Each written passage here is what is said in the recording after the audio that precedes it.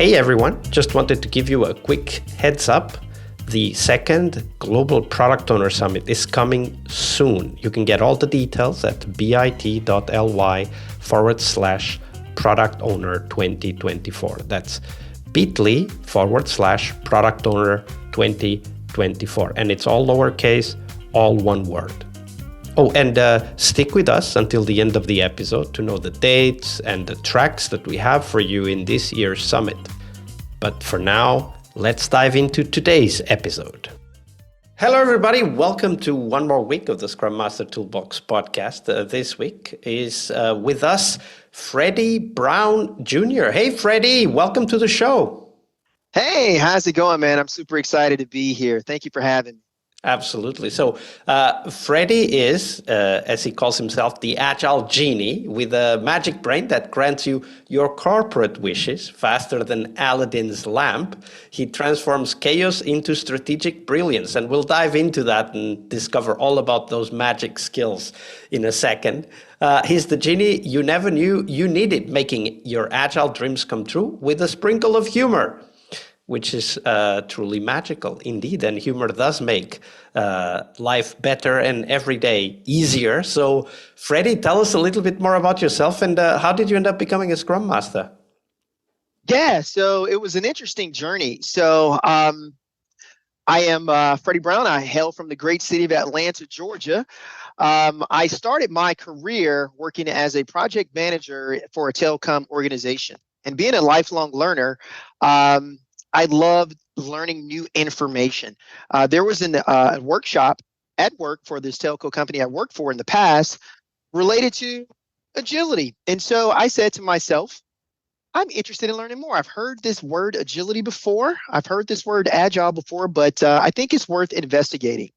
So I went to a 2-day workshop and absolutely fell in love with it. I found out that there were some opportunities for us to deliver better value to our customers, our internal customers, by leveraging some of these principles and frameworks.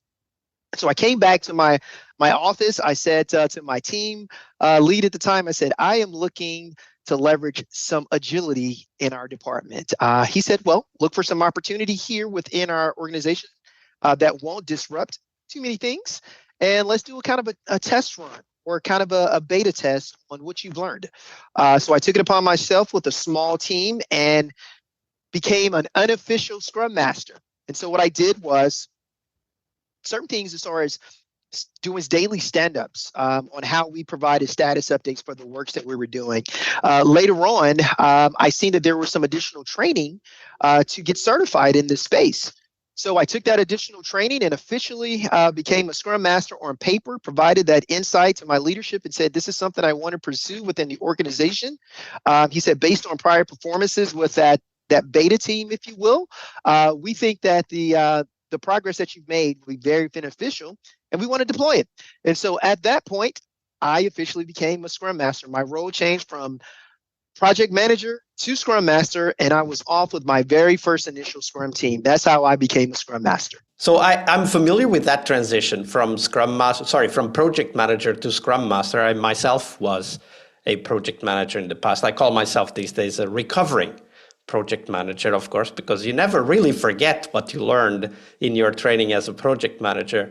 But Freddie, tell us a little bit more, and let's dive into one of those stories where things just didn't go as you wanted them to go. A difficult moment you had as a Scrum Master. Share that story with us. We'll go back and analyze the details and everything that happened and do the takeaways later.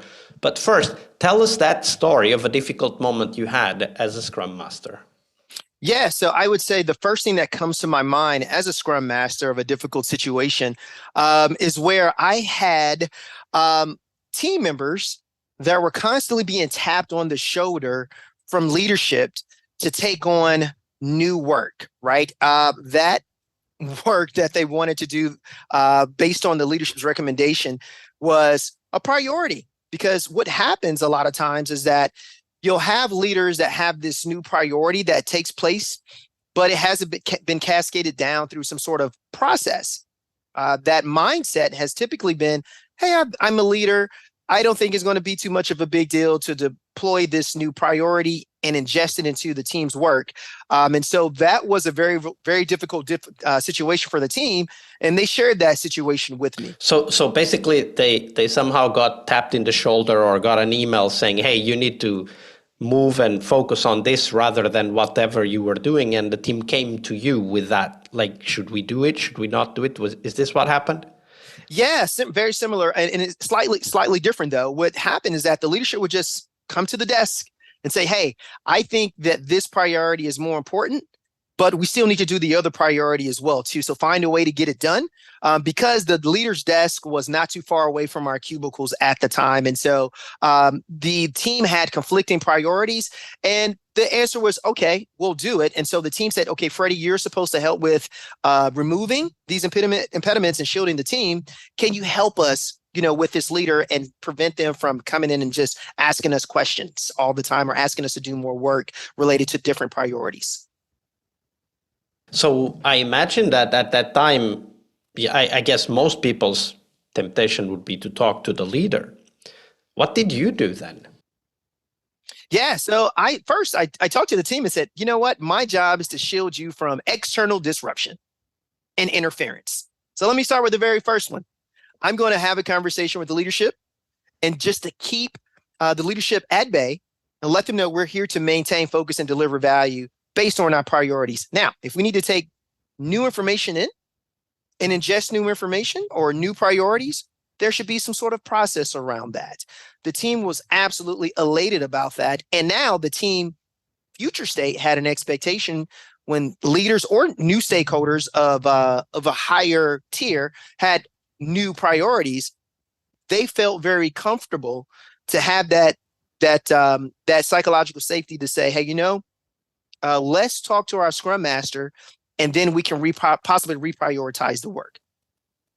So tell me a little bit more. How did you navigate that conversation? Because it's not necessarily easy to go to a leader and say, hey, we would like to help you, but no. How did that happen? Like, how did you prepare that conversation?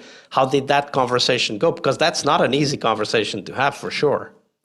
Yeah, so I would say two things happen in that one instance, and there's several instances where this happened in my career. The very first thing is that the leaders went through Agile training. They went through, in this time, leading safe. So they understood how the culture should work as a team.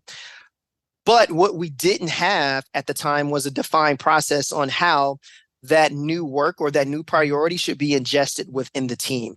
So we looked for a way to adhere to the needs of the business, but create a process to where that new prioritization that took place would go through this particular process, and then we can disseminate that and reprioritize that information with the teams. Like I say, the leaders were totally fine with it as long as they understood, that we adhere to the process as well too. If we have new work that found to be more of an opportunity enablement and more of a risk reduction to the needs of the business, that was a higher priority than we were working on before. They also understood that, hey, we're going to stop what we were working on initially, possibly, and do something slightly different, being that this is a higher priority. So how did you frame that? Because I imagine there were other teams in the organization as well. So how did you frame that new priority process if it wasn't defined before?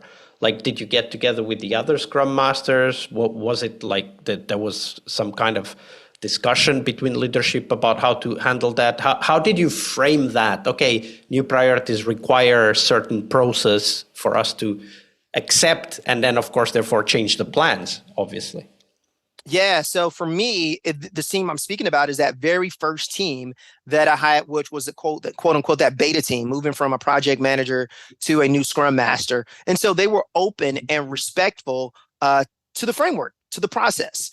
It wasn't very difficult. At the time, we had no other Scrum Masters within that business unit. I was the quote unquote guinea pig and the very first trailblazer, if you will, as a Scrum Master. So they were open to the idea. And I'll say this, even above that, in the company that I work for, we had a culture that folks, people, individuals could share and express their opinions, as long as it's for the betterment of the team and the needs of the business, with an open door policy, and share that. And I never felt that we would experience any retribution with that leadership. So our team had that understanding of culture, that leadership was totally open to these ideas.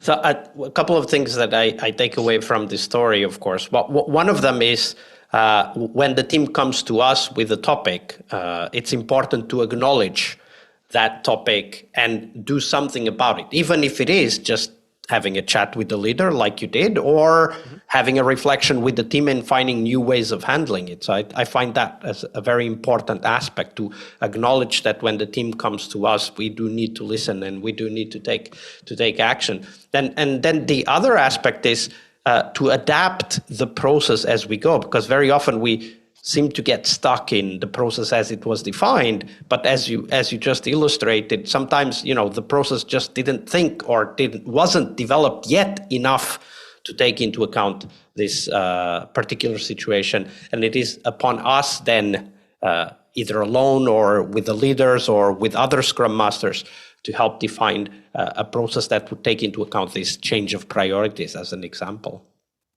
Yes, absolutely. Absolutely. Freddie, thank you for sharing that story with us. Sure. Hi there, Agile friends. Thank you for sticking around and listening to the details of the Product Owner Summit, this year's global summit dedicated to a critical Scrum role, the Product Owner role, of course.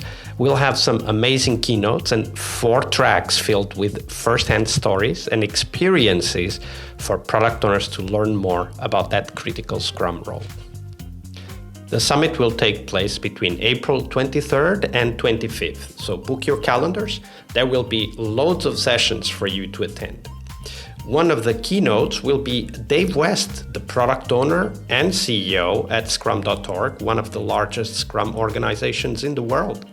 If you want to know more, check out the details at bit.ly/product owner 2024. That's all one word, all lowercase, bit.ly/product owner 2024. We will also have 4 tracks. The 4 tracks will cover cross-functional product ownership. That's track 1. As Pixar's Ratatouille said, not every idea can be a great idea, but a great idea can come from anywhere. And this quote emphasizes the importance of a product owner being open to all ideas, regardless of the source, and also challenges us to focus on getting good ideas from everywhere and involving the whole team in the product owner role and responsibilities. The second track is Designing Products for Growth, where we explore how to craft products ready for scalable growth, merging practical strategies with innovation. The idea here is to learn to design products for growth, whether it is sales or customer acquisition. The third track is Know Your Users, user-centric approaches for agile development. In this track, we learn to master user-centric techniques in agile development, to deeply understand customer needs and transform insights into meaningful UX designs that focus on engagement and satisfaction. This is a track ideal for innovation-focused agile teams.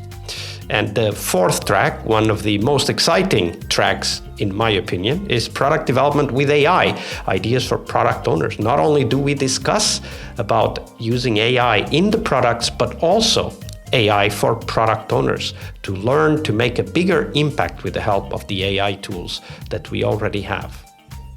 The Product Owner Summit will also present to you great opportunities to network with your peers. So get your ticket and join our Slack. You can get the ticket and join the Slack at bit.ly/product owner 2024. As always, we have free tickets and also the paid tickets that help to support this podcast. So check them out at bit.ly/product owner 2024. That's all lowercase, all one word, product owner 2024. I'll see you in the summit floor.